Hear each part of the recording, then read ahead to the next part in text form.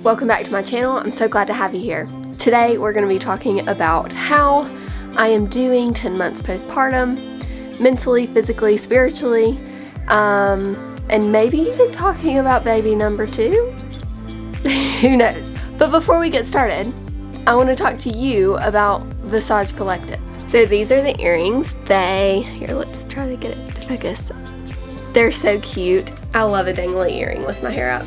I don't know what it is. And I wear my hair up a lot right now because Jace literally pulls my hair 50 times a day. So there's these. So cute.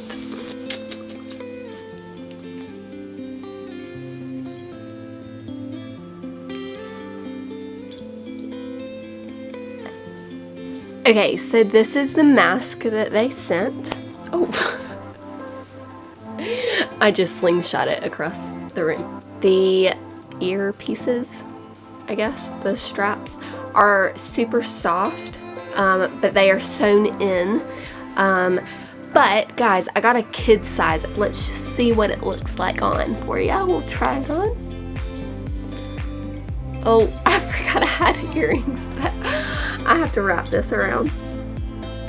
If you can see, the face bit really fits nicely, but the ear pulls my ear slightly, so I'm trying to figure out like something to do. So I would suggest definitely getting, I'm just gonna take these off now. I would suggest definitely getting the adult size because I'm gonna have to figure something out. But they are amazing, and they come with this like filter inside of them. They also have this like metal bit in the nose part instead of it just like, so it sets on your nose like really nicely. I really like that about it. Okay, so how am I doing mentally?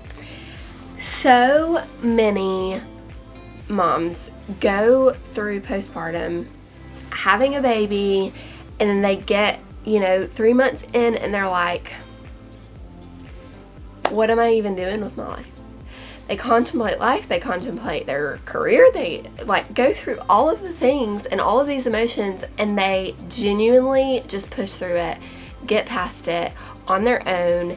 And what's really going on is the hormones are affecting their brain and the chemicals in their brain, and they have postpartum depression and anxiety, and they just don't realize it because no one informed them.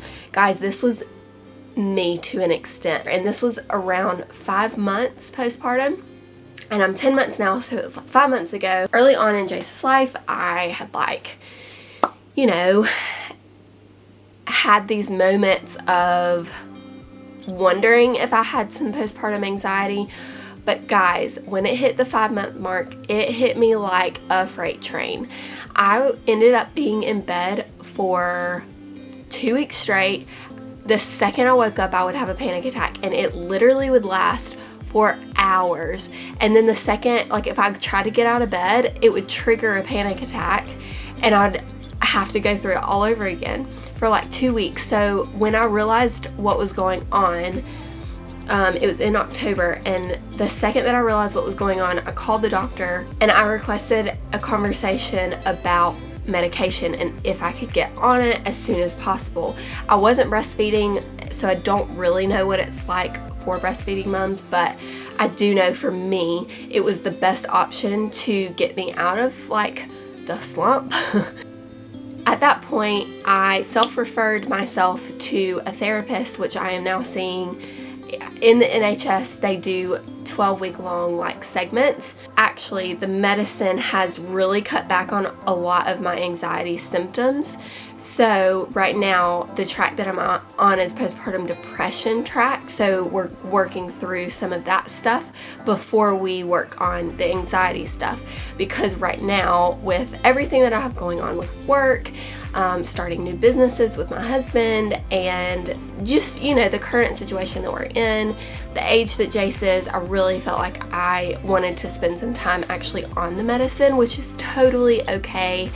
And everybody goes through their own journey with medication if they've ever been on medication for anxiety before. Currently, from it only being 5 months ago, like I really felt like I just needed to stay consistent with it for now, and in the future then I will think about going off of it. But that is just my personal experience, guys.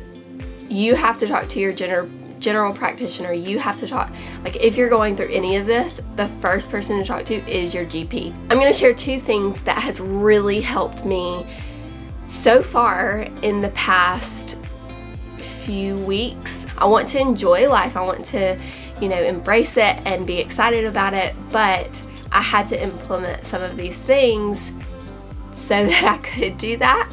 And I'm just going to list 2 to share with you, because I think honestly I could just rattle off a whole bunch of things, like getting ready in the morning and doing some exercise but guys, that's what everyone suggests. Go on any other video. I want to suggest something new and fresh for you today. Okay, here they are. Block scheduling. This has changed the game for me, and guys, I started it, I had a week on, then I had a week off of it, and now I'm back on it, and it is a drastic change for me. So I asked some advice on Instagram of like, hey, if people do this, do you have any tips? Every single one of the people that said yes, I do it, they all suggested being flexible with your block schedule, because you don't want to let yourself down. If you fail with one thing, you don't want to be down on yourself, and I totally get that. But I didn't have that high expectations whenever I went into it, so I think that's why I was like, oh, I didn't realize that people had that high expectation of themselves. Like, I didn't realize that that's what that meant, block scheduling meant to so many people. So because I didn't have this like high expectation for myself, I really went into it with open hands, saying, okay, I set aside time to play with my son, so I'm gonna play with my son. Great. And it really reminded me of how schools had things set up for us. Like, even if you don't finish it, that's totally fine. Like, if you don't finish your task, that's so fine. You move on to the next class, you move on to the next block, and it's just how your day flows. And so it created this routine, this rhythm. I'm getting things done. It was like I was on a roll, and it felt right. But then the next week I got down about one thing, and I didn't complete, all of the things that I had planned. And I was so down on myself, and I just let it go and didn't do the block scheduling anymore, and I really could tell the difference. So all that to say is I really see in myself that that's something that's important to me. The second thing, and this is just something that I'm trying, is a sad light. You can see it in the behind me. I have it on so you can see. It's right there. It's really bright. I actually see it in the mirror behind the camera, and it's like blinding me. A sad light is for seasonal depression, and it basically, in the winter, whenever everybody kind of gets down, whenever it gets dark super early and the sun doesn't rise really early, and it's just like there's not much sunlight in the day, and it's just sad, and you have to spend a lot of time inside. Well, guys, lockdown is not helping that, so I thought that this would be a great thing. One, it helps your circadian rhythm, so it helps you sleep better. The second thing is it, triggers things in your brain so that melatonin isn't being produced during the day, and isn't being produced at, 4 p.m. whenever it gets dark in the UK. It really has the potential to help massively. So I have just started trying this. I haven't tried it for many days, so in about a month I want to do a review on it and tell you all about it and tell you exactly how I feel like it has affected me, how I feel like it's affected Dan, because I'm really wanting him to try it. Okay, I'm gonna turn this light off now because it's shining in my eyes and hurting my head.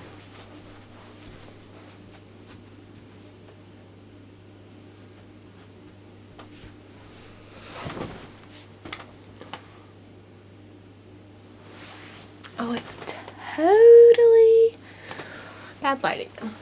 The next area of postpartum update that I wanted to give you is the physical update. How do I feel about my body? I feel pretty good. I don't have excess weight. I am actually skinnier than I was before I had Jace. I have lost more weight than I have since I was in high school. And honestly, we were really concerned, and I was going to the doctor like twice a month, and we were really worried. And I started praying, like, God, can I have some answers, because I'm concerned. Like, I even had a procedure, a colonoscopy. If you don't know what that is, go look it up. I'm not telling you. Since I was like 16 years old, I was on birth control for the reason of painful periods. And since having Jace, I didn't go back on hormonal birth control. And that's why I think, my weight has fluctuated. The negative parts of my physical recovery have been having piles, hemorrhoids, same thing, fissures. Again, if you don't know what these things are, this is TMI, but I'm not gonna explain things on my channel, because who needs to do that? And then the last thing that was like really concerning to the doctors and myself was I had a really low, like really bad iron deficiency, and I was just highly anemic, and we couldn't figure out why. In conclusion, we think it was from, labor and the blood loss in delivery. Now that I've been on iron tablets for a while, I just had an updated blood test, and they have came back normal. So I'm not really worried about that anymore, but now we know what to look out for in the future. Okay, so now let's talk about how I'm doing spiritually. So I feel like this year for everyone, 2020 into 2021, has just been a massive emotional roller coaster. Honestly, some people being in lockdown thrived, and other people plummeted, did not spend time with God, or all their time was, spending time with God. So I think it could have gone either way. And guys, to be honest with you, it kind of was both. Some days it was just like I was on cloud 9 with Jesus. We were hanging out, we were partying, woo woo. You know how it goes. Dancing with Jesus. And then I'd pee myself because, postpartum bladder control. It ain't good. And when you're trying to worship and jump up and down, just don't do it. Do it at home if you're gonna do it. Don't do it at church.